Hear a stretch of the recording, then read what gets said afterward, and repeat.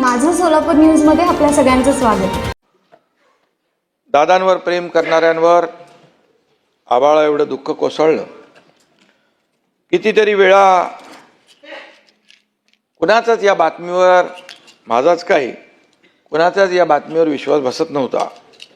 प्रत्येकाच्या डोळ्यात अश्रू होते, मनात दुःख होतं. दादा वेळ कधीच चुकवत नव्हते, पण त्या दिवशी नियतीने मात्र वेळ चुकवली. लाख गेले तरी चालतील, पण लाखांचा पोशिंदा जगला पाहिजे असं आपण नेहमी म्हणतो. पण त्या दिवशी सभापती महोदय अगदी विपरीत घडलं. लाखांचा पोशिंदा गेला. दादांचं नाव अजित होतं, पण नियतीसमोर ते जिंकू शकले नाहीत. दादा लाखो त्यांच्या कार्यकर्त्यांना, अनुयायांना, त्यांच्यावर प्रेम करणाऱ्यांना अनाथ करून गेले. ही मात्र वस्तुस्थिती आहे. यामध्ये मी एवढंच म्हणेन, बिछड़ा कुछ इस अदा से कि रुत ही बदल गया, बिछड़ा कुछ इस अदा से कि रुत ही बदल गया, एक इंसान सारे शहर को ही वीरान कर गया. या दुर्घटनेनं पवार कुटुंबियांवर काळाने घाला घातला. दुःखाचा डोंगर कोसळणं म्हणजे काय असतं हे मी स्वतः देखील अनुभवलंय. माझी 2 मुलं अपघातात मी गमावली, त्यावेळी मी दुःख पाहिलंय. त्यामुळे सुनेत्राताई, पार्थ, जय आणि एकूणच पवार कुटुंबियांच्या दुःखाची आपण सगळेच कल्पना करू शकतो.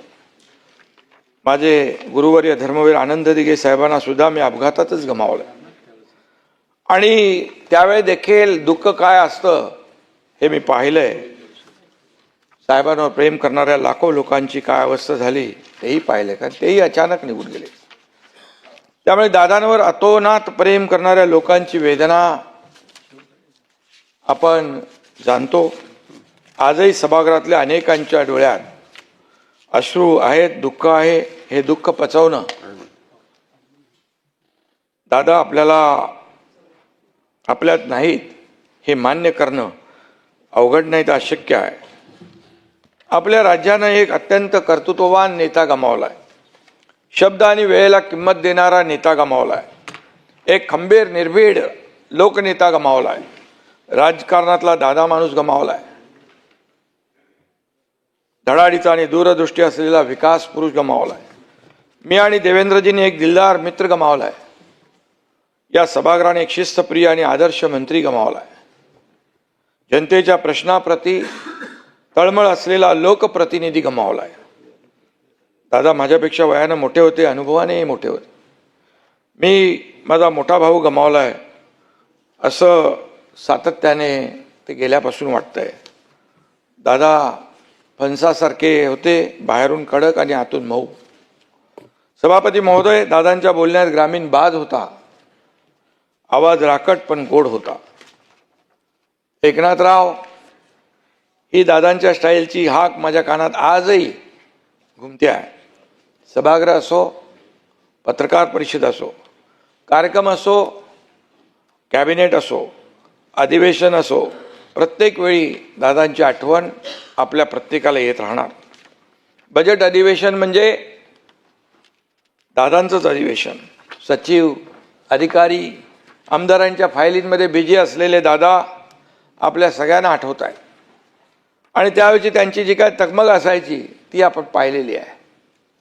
आणि इथं खरं म्हणजे खालच्या सभागृहात जयंतरावांनी 10 वेळा, सुशीलकुमार शिंदेनी 9 वेळा अर्थसंकल्प सादर केला. दादांनी या दोघांचा रेकॉर्ड मोडून 11 वेळा अर्थसंकल्प सादर केला. दादा खऱ्या अर्थाने विक्रमवीर ठरत होते, परंतु ते नियतीला मंजूर नव्हतं आणि नियती अत्यंत क्रूर आहे. तिच्यासमोर आपण सगळे हतबल असतो. हे कटू सत्य पुन्हा आपल्याला पचवावं लागतंय.